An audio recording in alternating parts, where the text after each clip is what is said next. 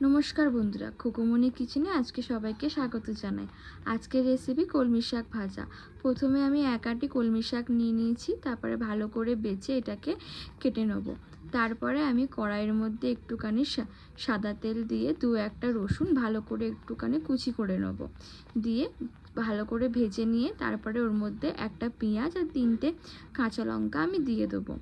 पेঁয়াজটা একটু ভাজা ভাজা হয়ে আসলেই তার মধ্যে আমি কলমি শাকটাকে ওর মধ্যে দিয়ে দেবো। কলমি শাকটাকে পুরোপুরি আমি এবারে দিয়ে দিয়েছি, দিয়ে ভালো করে আমি এখন তেলের সাথে আর পেঁয়াজের সাথে ভালো করে এটাকে নাড়াচাড়া করে নেব। খুবই অল্প সময়ের মধ্যে আমাদের এই কলমি শাক ভাজা হয়ে যায়।